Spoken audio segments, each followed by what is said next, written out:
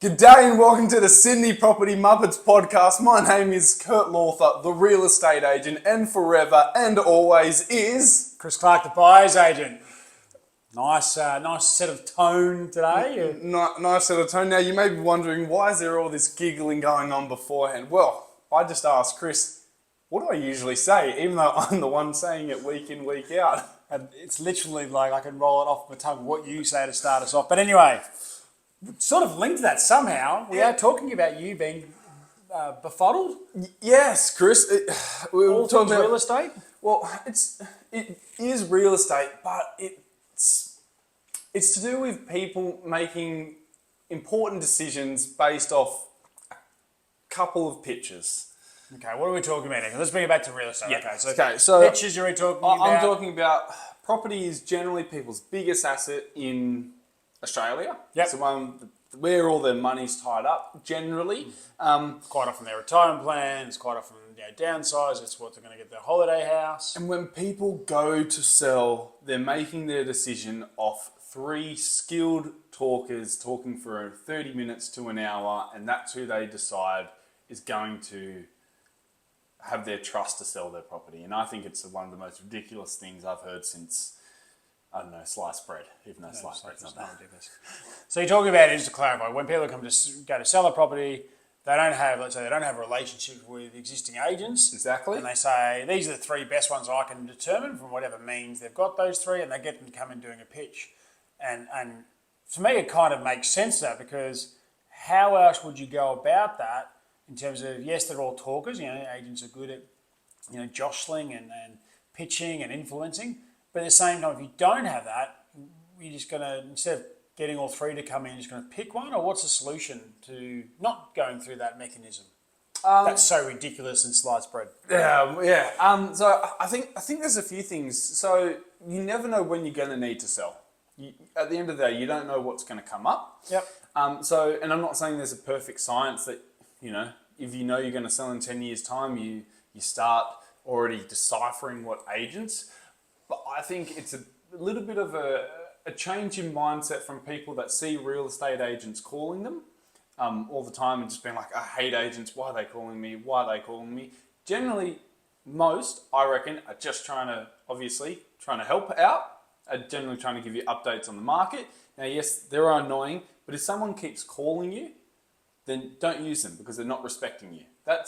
So, for example, agents that do keep...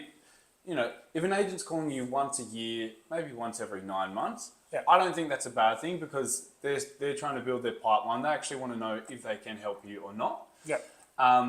Ones that are calling every 2-3 months and you've told them you're not selling for ages, you don't want to hear, mark them off the list. Be like, I'm not going to use them. Yeah. Because what we do find is it's those agents when it comes time to sell, you're frustrated with them, but the moment you do need to sell, you're like, oh, they've actually stayed in touch all this time. I do hear that often. I hear people go, when I ask them which agent they chose, some of them will admit to me, his agent was actually really annoying while I wasn't looking to sell, but yet I went with them because almost I felt obligated, or almost like they end up calling me. It's counterpoint. What you said earlier on about getting a call every month or two. Sometimes you say, please stop calling, I don't want to be called. But then 2 months pass and all of a sudden you want to sell and they call. They've called you at the right time because of that volume of calls coming through. And sometimes buyers will go, yep, I'll go. They've called and I'll go ahead with that. It's crazy as it sounds. And it's something I like to put through in my pitches is because I don't like to harass people. Yeah. I call up when we say we're next going to speak and I say, look, I've listened to you. Throughout the whole process when there wasn't something really on the line, I've actually listened and paid attention to you. And that is what you want the agent to do during a campaign, is able to listen to you, understand you, and be able to communicate effectively. So for me, if an agent's calling too much or not listening to you, they're the ones that get marked off the list. Now, I'm not saying you have to write a list, but for me, you want to be prepared in 8 years' time. Can I trust that this person is going to listen to me or understand me or have empathy for me? Yeah, I guess I've got two real examples to sort of, one support that and one sort of counter, I think, that one as well. So I was at a property in Erskineville on the weekend down Rochard Street, parked my car, get outside of my car and someone calls out, Chris, I look behind, it's a guy Nev who I know from my football club. he's in the same street looking to sell. So went down, had a discussion with him, went through the property, talked with him. He knew every single agent in that area. He knew exactly the agent he was likely to go with. He kept in relationship with him, even though he purchased property a number of years ago. He's quite happy to be in contact with him. He's in sales, so he sort of gets the back and forth and how to sort of control, and he's comfortable in that realm. So he actually probably knew more about the agents, real estate agents in that area than even I do, because he's regularly in contact and seeing and so forth. Now, versus another friend of mine over in Annandale, as an example, spoke to him. He's looking to do some work on the property, looking to sell, but probably not for another 3 or 5 years, and asked about his relationship with real estate agents. Chris, he said to me, 0. I don't have, anyone calls me, I basically say, take me off your database on the call. I don't want the hassle. And I said to him, what about when it comes time to sell? He goes, well, I'll look at it then, but I don't know if they're going to sell in 3 or 5 years. I don't think either are right or wrong. I guess the only thing is, I touch on the comment you made earlier. It is their biggest asset. And you're making a decision off a couple of pictures. Yeah, if he hasn't looked for 15 years and comes to the market then. And so you asked for what's a practical solution, and I think what I mentioned before is you're going to get calls from real estate agents regardless, okay? We know where people live, you're able to deduce it, all that. Is when an agent calls you, be like, look, I'm not looking at selling for so many years. I don't mind if you call in a year's time. Yeah. And if they follow... I think also the obligation should be the agent to also say, are you okay if I call you? They should be able to read, okay, this doesn't seem like it's going well. Are you okay if I give you a call in a year? Not 2 months. Yeah, in a year or whatever that position is. So both parties are sort of in position and agree a good timeline. Yeah, and so, and then eventually along that way, because if you haven't been through properties, if you haven't been through open houses, you're not going to have that many agents call you. Compared to if you're going through open homes, lots of open homes, that's when. Fair. And so as you're moving along, that's where you start building, being like, actually, I quite like this guy. Next time maybe he calls in a year's time, I might maybe have a 2-minute discussion about how his life is going, or talk whatever it is. Talk about something random or whatever. It doesn't have to be property related, to actually start getting to understand if that agent would be a good person. Because if you also tell an agent that I've already chosen my agent, or I've already got my agent for life, then 1, you're sorted because you've already got your agent for life, and 2, then you can get rid of people. Yeah, I think and I agree with you, the danger sometimes, if you say to an agent who you're not going with, we've got a relationship here, then they'll still try and put their foot in the door, and particularly like new entrants, new agents coming through, so they'll go, well, how much are they charging? What's their fees? It's on fees. I know they charge X percent, we're going to charge Y percent, which is going to save you $10,000 or whatever it is in sales. So there is those tactics. I know we make it sound simple, but there is tactics out there with agents, not saying yourself, Kurt, but others out there, where it is difficult sometimes to say no, because sometimes that no is not resonate on the other end of the call. Yeah. I think that's where some frustration there's also a block button. Once an agent's not listening to you or not respecting you, block on your phone. It's a good one. Block their number. There's also this, we didn't touch on this earlier, so I'm a bit of a thought without notice, but the commonality of people to sell with the agent that has sold them the property. Yeah, and I've done that. I don't think there's anything wrong there was nothing wrong in that scenario. I'm not saying it's right or wrong, but it is, quite often I can see a property listed and I'm like, oh, okay, so that agent sold that property 3 years ago, same agent sold it 7 years ago, same agent sold it 6 years ago. Now, sometimes it's a great job, the agent's done a great job, but I do sit there going, a little bit of, as you initially were a buyer, utilise that agent, you're then going to use that agent to sell your property. So there's either 1 or 2 things happen when you buy. You either felt like you overpaid, and so therefore you want to use agent later on to make sure someone else overpays. But there are circumstances, I heard someone say, I got a really good deal on the property. I can't believe what I paid for it. And then they still use that same agent 5 years later, like, well, wait a second, that agent's in that little micro piece of data is demonstrating to you they've got an offer that you believe was below the market value and got the vendor to accept it, and then you're going to use them to sell. I'm not saying don't do it. It's just a bit of food for thought. Well, there's also on that, the counterpoint is that they may have explained the vendor needed to get out and they were potentially. Absolutely. Not saying otherwise. So I think to come back to it, because I don't feel that I've nailed the topic on the head, because it's a bit of a raw topic in terms of we haven't really done any discussion with it. We've just jumped straight in. Is that if it was me, Yeah. and me being, and I think this is where sometimes my downfall can be sometimes, is that I am ethical. I love respecting people's boundaries. I love also helping people out, and I'm not just in it to be like, I've got your house, I can sell it. But if you've got the opportunities, is to try and be open to the potential to build the relationships with some agents.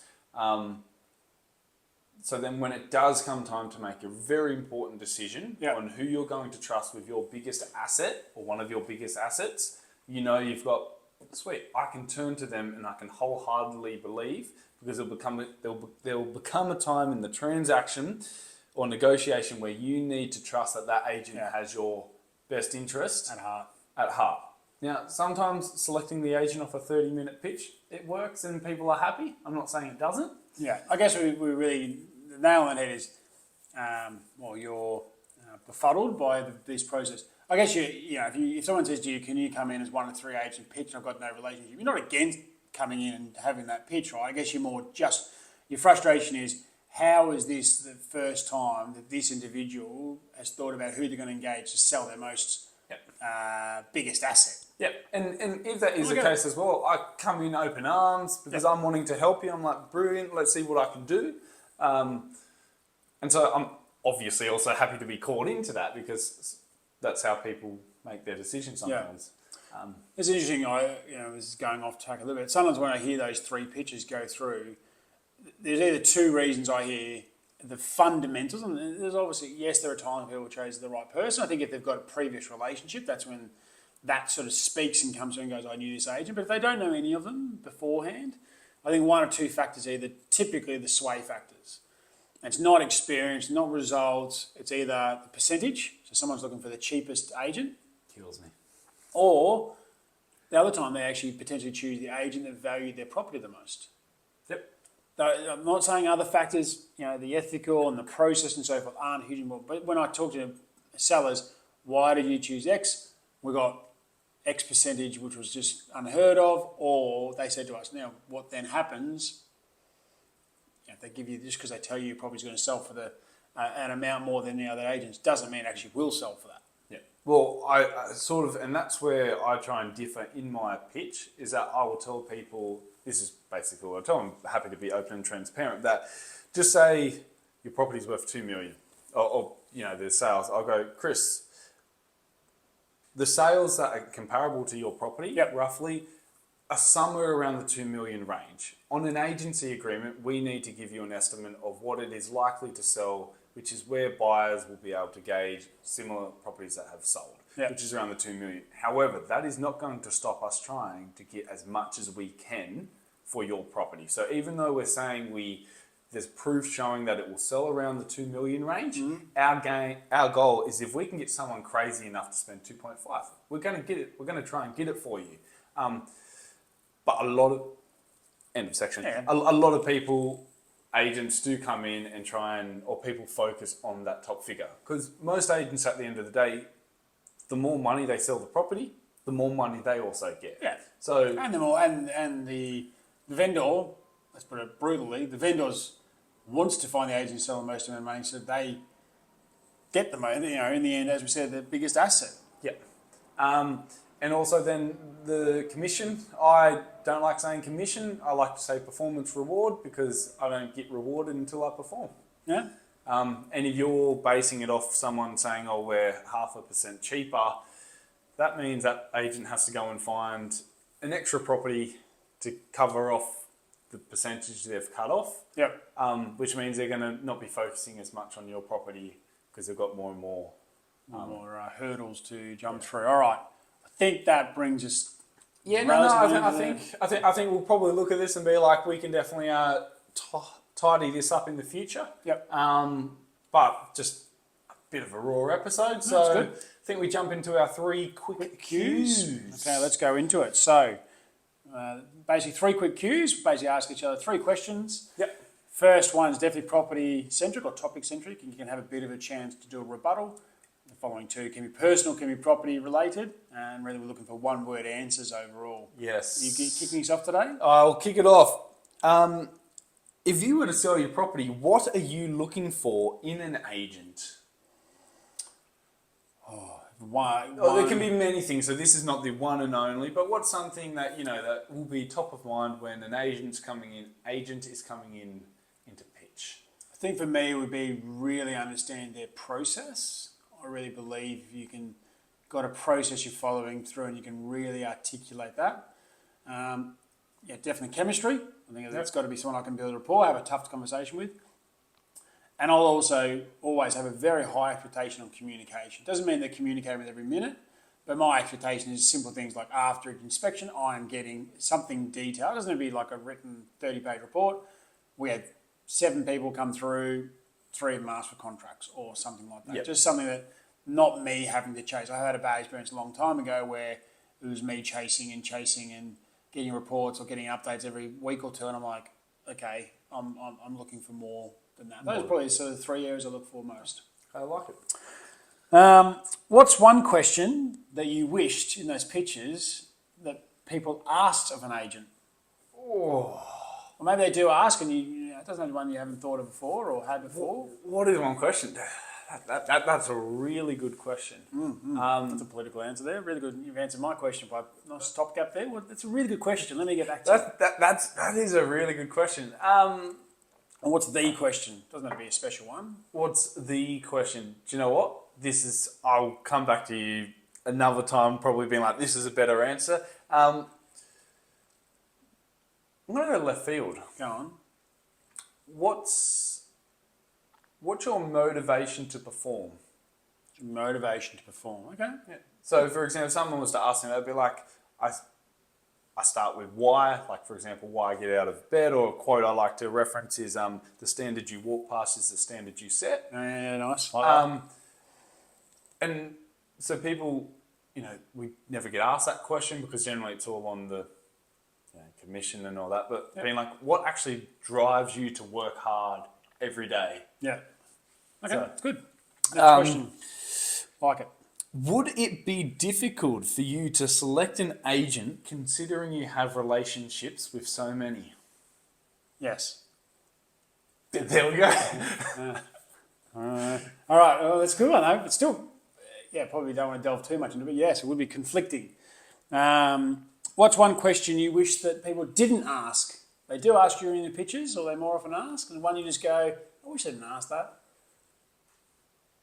Or even one they still have to ask, but you're like, it's not your favourite. You're like, okay. Can you lower your commission? You lower your commission. If someone asks that, my answer's no.